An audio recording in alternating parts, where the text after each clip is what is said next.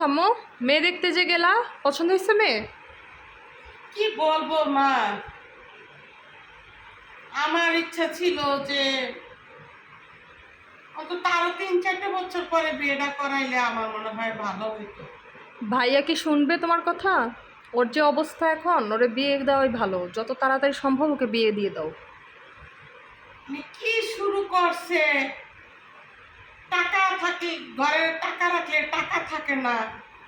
ঘরে 3 বেলার জায়গায় 1 বেলা ভাত খাইবো, 2 বেলা ভাত খাইবো না, বাহিরে বাহিরে থাকবো। ওই যে দেশে কবে গেছে, সেই ঈদের আরো 15 দিন আগে গেছে। ওর কি লেখাপড়া নাই? ওর কি পরীক্ষা দিতে হইব না? আমি বুঝি না যে বিয়েরাই কি সব জিনিস, বিয়েরাই কি সমাধান। হায় রে ছেলে মেয়ে, আমার যে কপালটা এত মন্দ, আমি নিজেও জানি না আমি কি করবো। আমি কিচ্ছু বুঝি না মা, কিচ্ছু বুঝি না। কি শুরু করছে, বিয়া বিয়া বিয়া বিয়া বিয়া বিয়া। এত পাগল হওয়া লাগে বিয়ের লিগা। গেছি, একজনে বললো যে একটা মেয়ে আছে ভালো, তাই মেয়েটা একটু যাই দেখে আসে। আমি তো আরো 6 মাস আগে খবর পাইছি এই মেয়েটার। যাই যাই যাই যাই যাই না, যে দেখি ওর একটু ঠান্ডা করতে পারি নাকি। অন্তত ইন্টার পাসটা করুক, ইন্টার পাসটা করার পরে তারপরে একটা কথা বলা যায় যে না, ছেলে ইন্টার পাস করছে, ভার্সিটিতে ভর্তি হয়েছে। যেহেতু এখনো ইন্টার পরীক্ষাই দেয়নি, আমি কি বলবো আমি নিজেও কিছু বুঝতেছি না। আমার মাথা বুতা খারাপ।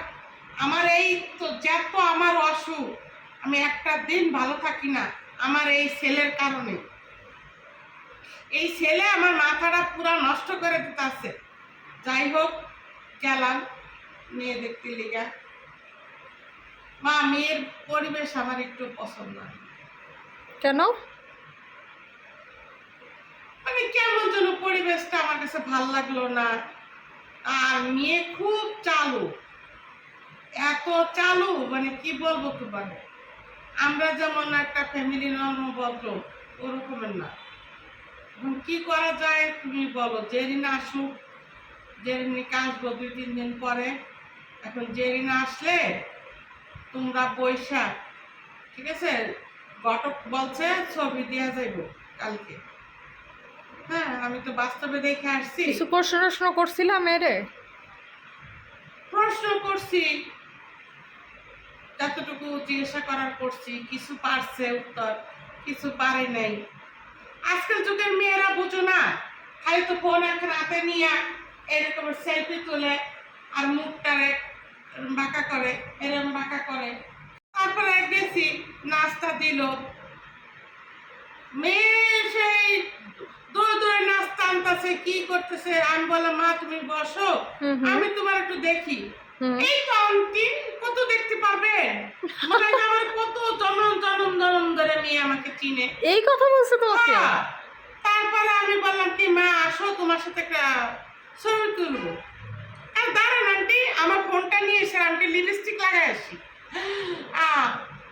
আমি বললাম মামনি তোমার তো লিপস্টিক লাগা নিয়েছে। কয় না আন্টি, এটা তো হালকা কালার লিপস্টিক, গাঢ় কালার লিপস্টিক লাগাই দেবো, আর আমি একটু হেয়ার স্টাইলটা ঠিক করে আসি। মেয়ে আমাকে বলতেছে, আমি তো ইয়া আল্লাহ, হ্যাঁ হয়ে গেছি রে এই বাবা। এটা কোন ঘটক নিয়ে গেছে তোমার? পাখি ঘটক? হ্যাঁ, এই যে পাখি ঘটক লেগে গেছে আমার। দাঁড়া, ওই পাখি ঘটকটা পায় নেই, ওটা দিব ইচ্ছা মতো। তারপর কি করছে, মেয়ে আইসা আমার ধরে এরকম সেলফি তুলতেছে। আমি তো অবাক ইয়া যে আল্লাহ। মেয়ের শরীর কাপ উঠে যাইব, কাপে নর্ম ভদ্র মেয়ে, আর সেই মেয়ে সে আমাকে নিয়ে এইভাবে সেলফি তুলতেছে ওই মেয়ের ফোনে? মেয়ের ফোনে, ইয়া আল্লাহ। মেয়ের ফোনে সে সেলফি তুলতেছে। আচ্ছা ধুরু, আমি একটা কথা বলি, ওই যেহেতু ভাইয়া পাগল হয়ে গেছে একেবারে বিয়ের জন্য, একটা ধরে বিয়ে দিয়ে দাও তো একদম। আমার ভাল লাগতেছে না বুঝছো, ওটা ধরে একটা যে কোনো একটা ধরে বিয়ে দিয়ে দাও। আর কি বিয়ে দিব, আমার তো চিন্তা ভাবনা ছিল ইন্টার পাস করবে, তারপরে তোমার আব্বু পেনশন আসছে, ভালো কিছু টাকা পয়সা দিয়ে ওর একটা ভালো চাকরি দিব। এখন সে আবার কি শুরু দিচ্ছে জানো নি? কি? এখন সে ই করবে, কি বলে, কোনো বন্ধু বান্ধবকে লগে বুদ্ধি করছে, ব্যবসা করবে। এখন 10 লাখ টাকা চায় আমার কাছে।